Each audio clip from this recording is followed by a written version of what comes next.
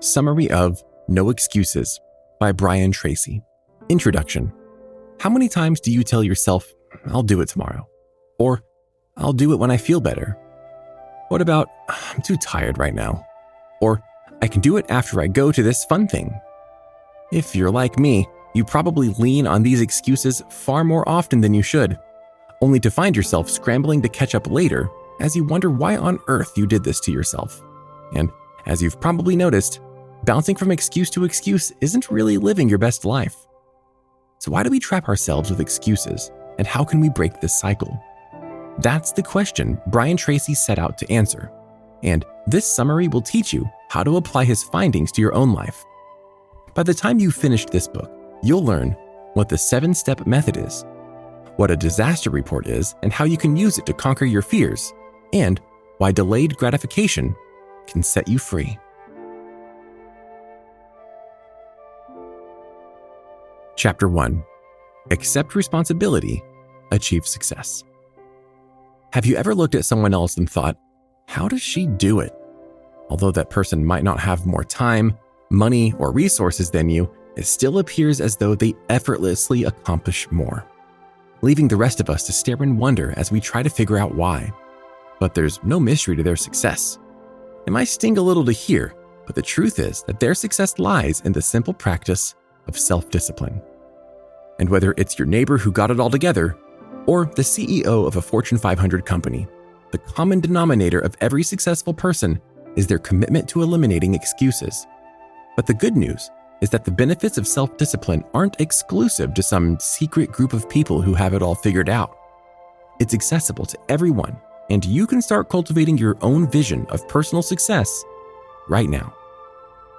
If you'd like to improve your success in your career, one great way to begin is by taking note of experts in your field and what they have to say. Sure, you have the knowledge required to do your job every day, but what about learning something new? What new information could revolutionize your routine? You can start finding out by attending professional workshops and conferences, or checking out some leading experts' podcasts. In fact, that's what Brian Tracy's dentist did. Because he was passionate about his work, he attended every dental conference he could.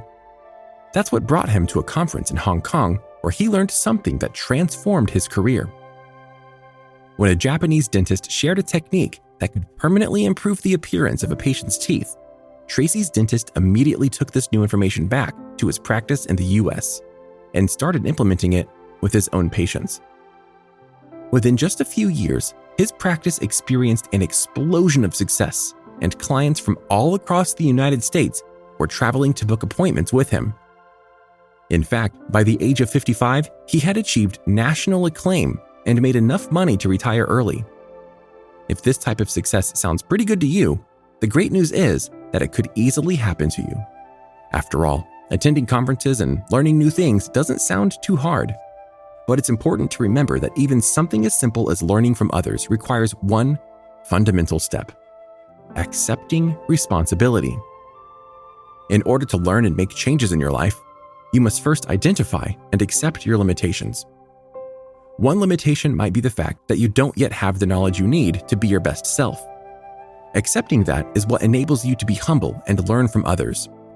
But accepting responsibility is also the first step to eliminating excuses. Whatever you lack in your own life, whatever you'd like to change, it's critical that you own it and resist the temptation to blame your disadvantages on others. Brian Tracy learned that the hard way, and it was that discovery which motivated him to write No Excuses. Because after finding himself in a dead-end job at the age of 21, with little money, no success, and no sense of personal satisfaction, he realized that was all due to his habit of blaming his problems on his childhood and his lack of education. But once he realized that, Tracy instantly set out to redirect his toxic thought patterns. He started buying self-help books and learning everything he could about self-improvement. He began putting more effort in at his job and giving 100% of himself to everything he did. By making an active effort to change the negative aspects of his life, Tracy not only retrained his brain, but charted a new course for personal success.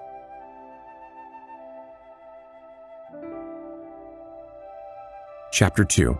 Adopt the 7-step method. This little piece of advice is for everyone who struggled to keep a New Year's resolution. And let's be honest, that's pretty much all of us. So if you've ever found yourself Googling how to stick to your New Year's resolutions, here's a practical method that you can put in action all year long. It's called the 7-step method, and it's even simpler than it sounds. Here's how it works. Step 1, decide exactly what you want. Don't just write a generic goal like lose weight or make more money. Identify a specific and realistic goal like lose 50 pounds. Step 2, write down your specific goal. Step 3, set a realistic deadline for accomplishing your goal. Our failure to identify the amount of time and effort it will take to accomplish something is one of the biggest reasons our resolutions fall through. So when you're being realistic about your goal, make sure you're also realistic about how long it will take you to complete it. And if you're looking at that long-term goal, don't be afraid to break it into small, manageable chunks. On its own, lose 50 pounds is a pretty tall order, but do 15 minutes of exercise today is manageable. Step 4, write down a list of everything you need to achieve your goal. This includes everything from the struggles you might encounter while attempting to meet your goal to the tools you'll need to be successful. Step 5, identify the most beneficial tasks and prioritize them. Add them to your calendar and complete the high-priority tasks first. Step 6, start on your tasks right away. Even if you start small, take at least one practical step to accomplishing something right now. Step 7, do something every day that helps you achieve your goal. Sometimes, that small thing you can do every day might be as simple as asking others for advice. That's what Bob Barton learned. Bob was a frequent attendee of the author's motivational seminars, and he took everything he learned to heart. Because he wanted to get ahead in his career as a salesman, Bob decided that some steps towards his goal could include things like paying attention to the senior salespeople at his company and emulating their manners of speech and dress. And while copying successful people helped him out a little, he didn't begin to see real results until he finally approached them and asked them to help him accomplish his goals. When Bob asked one of the senior salesmen for a book recommendation that might help him learn more, his colleague was flattered, and soon all of the senior sales staff began to shower him with advice that ranged from personal tips to podcasts. And when Bob disciplined himself to take advantage of these resources and really read and listen to them, the transformation was astounding. Before he knew it, Bob became the best salesman in the office.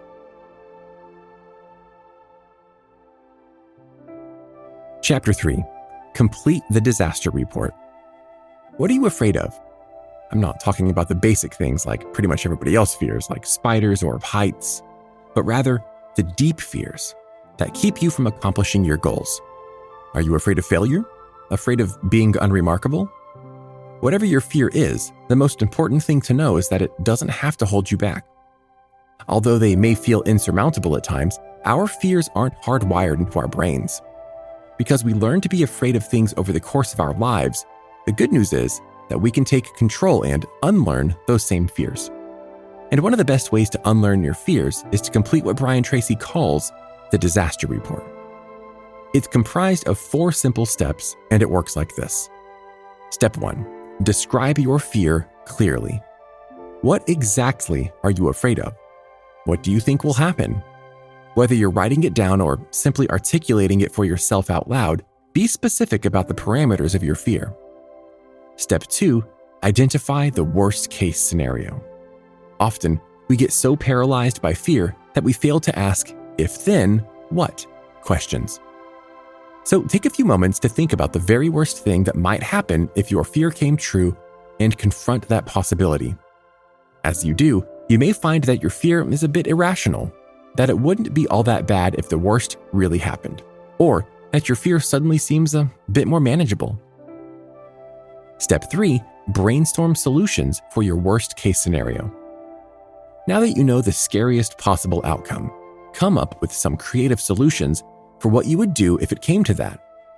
For example, let's say you're scared of making an investment because you're worried it might go wrong and you'd lose all your money.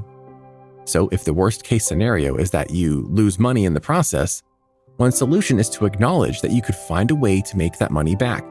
Or You could minimize the risk and invest less of your income, so you're confident of having a safety net to fall back on. Whatever the worst case scenario is, you can always find a solution that will help you minimize your fear. Acknowledging this is also a tremendous first step because part of the paralysis of fears comes from our unwillingness to even confront what we're afraid of. Step 4, take actionable steps to ensure that your worst case scenario doesn't happen. This probably sounds like the most obvious statement ever, but it's worth putting into practice. Because, of course, we don't want our worst fears to come true. But what practical steps do we take to try and keep it from happening? Asking ourselves what we can do today to make our futures more secure is a great way to remind ourselves that our fear doesn't control us. We control it. Training yourself to confront your fears right away is another helpful step you can take. For example, another of the author's seminar attendees had a tricky relationship with her boss. Although she was a top employee, her boss never lost an opportunity to find fault with her work, which, understandably, caused her to feel nervous and uncomfortable at work. And after months of dreading any interaction with her boss, she finally put Tracy's advice to the test and simply told him, "Please don't talk to me that way. I'd really appreciate being spoken to differently. When my feelings are hurt, I can't focus on my work or give my best." And although she was nervous about her boss's reaction, the worst case scenario didn't happen.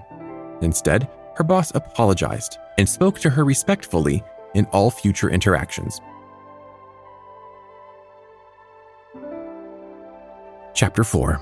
Self-discipline determines your success. Although some of our examples have centered on the lives and best practices of those who work for someone else, the truth is that self-discipline is still a vital part of your success, even if you're self-employed. In fact, it might even be more important then. That's because statistics show that the average business owner works 59 hours every week. So, if you're running your own business, it's critical to be aware of the willpower, consistency, and determination which fuels the successful management of that work schedule. In order to maintain it, you'll need to implement the Cane-I method, which stands for continuous and never-ending improvement. Here's how it works. You know, of course, that when you start a new business, you need to write up a business plan and identify key things like your target market, pricing strategies, marketing tactics, etc. But you should also know that this business plan isn't set in stone. No matter how well it's serving you at the moment, there will come a point when your current strategy fails to work for you. And because of this, you should be constantly on the lookout for new ways to improve. That's how you avoid the failures of businesses like Blockbuster, which collapsed because they refused to adapt with the changing market. So keep in mind that a successful business is one which is constantly improving. And to lead that successful business, you must always seek to challenge and improve yourself. But the same is true for every employee out there as well.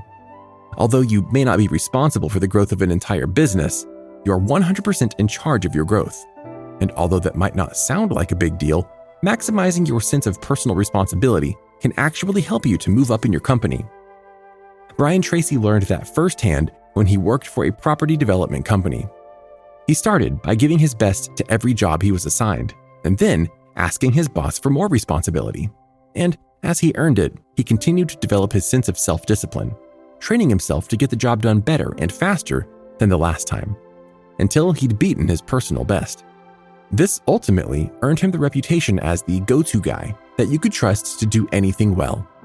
And once he had that reputation, Tracy just kept building on it until one day he was asked to fly to Reno and start working on a new property the company had just acquired. Although he'd only been asked to do it in the next couple of weeks, Tracy took initiative and flew out the next day to get an early start. By doing this, he discovered that the property had no access to water and thus was virtually useless for development. Catching this mistake early enabled him to terminate the contract and save his company the $2 million they would have otherwise wasted. It all goes to show you what can be accomplished when you take initiative and practice some aggressive self-discipline. Chapter 5. Achieve financial freedom. Do you work because you have to or because you want to? For most of us, it's the former, and we often spend our time fantasizing about what we'd do if we had complete financial freedom. We'd buy a mansion, perhaps, or spend all our time laying on the beach. every moment we'd normally spend working could suddenly be spent in pursuit of only our favorite activities. Sounds pretty great, doesn't it? But what you might not know is that this could actually be well within your reach. How can you do it? Well, the first step to achieving financial freedom starts with practicing something called delayed gratification. Because our world has gotten faster than ever, our expectation of getting exactly what we want at the moment we want it has increased as well, and it's a death blow to our success. That's because success can only be achieved through self-discipline, and self-discipline requires patience.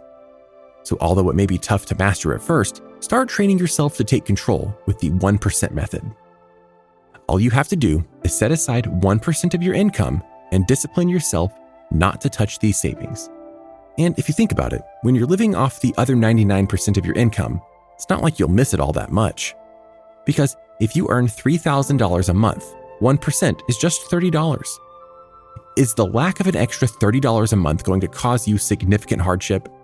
Probably not. And that even applies if, like most people, you live paycheck to paycheck.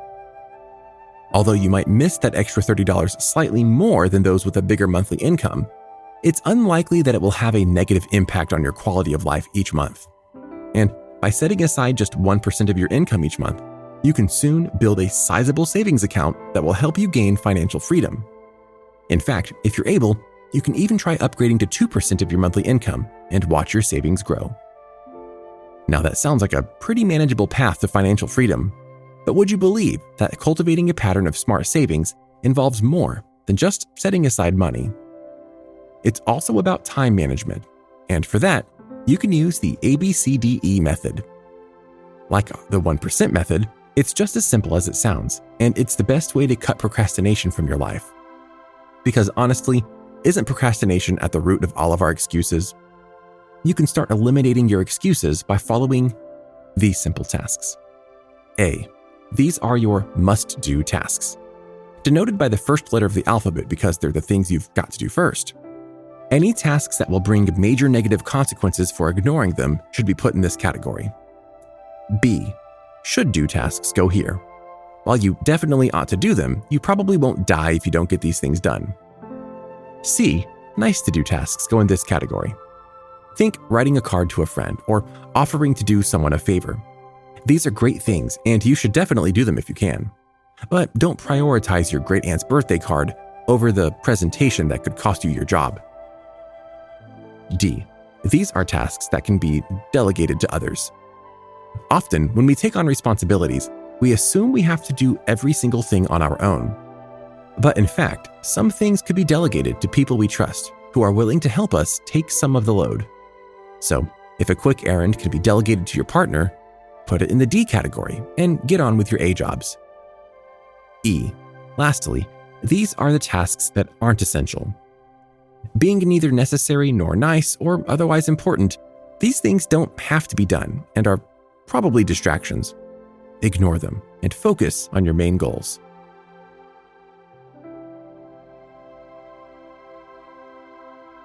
Chapter 6.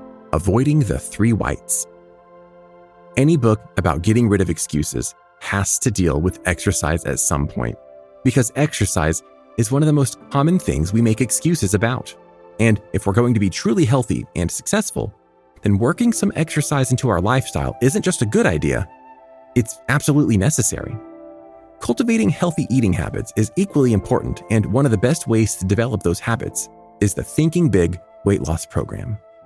Developed by Brian Tracy as an integral part of his No Excuses ideology, Thinking Big encourages users to cut the 3 whites out of their diet. These, of course, are sugar, salt, and flour. And step 1 begins with eliminating all sugars from your diet. Ouch. Although you'll definitely miss sugary desserts, sweet drinks, and sugar in your morning coffee, making this choice requires a clear identification of your priorities. Because if your priority is to be your healthiest self, you can't go wrong with a diet that helps you to shave off 1 pound a day, increase your energy, and boost your focus. To really maximize these benefits, you should also cut out all salt from your meals. Goodbye French fries. And last but not least, eliminate all white flour products like bread, pastries, and pasta from your diet as well. You're probably thinking we've just asked you to cut out pretty much anything that tastes good, and you're probably right.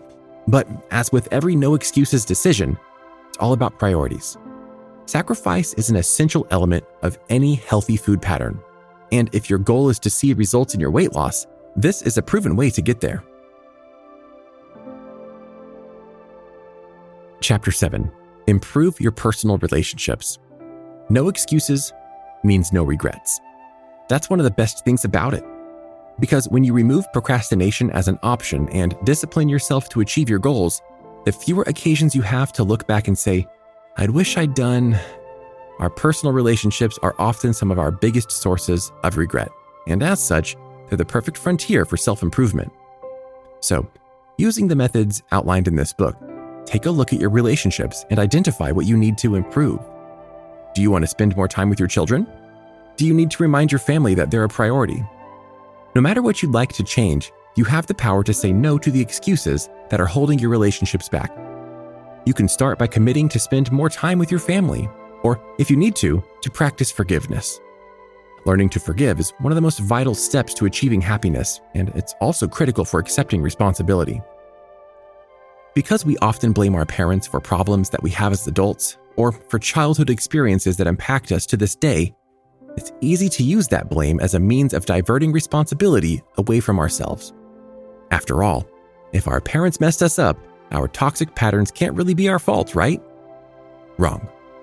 While we can't control the past experiences that have shaped us, we are 100% responsible for what we do with our lives today. So if there's anyone you need to forgive, or anything you need to let go of, relinquish those excuses today and start on the path to happiness. Final summary. Excuses are all around us, and they're easy to take advantage of, but choosing the easy route won't bring us happiness and success. Instead, it's the quickest way to ensure that we'll one day wake up and find ourselves unhappy, unfulfilled, and wondering how we got this way. If you want to reclaim your future and find success, happiness, and financial freedom, you've got to say no to excuses and cultivate self-discipline.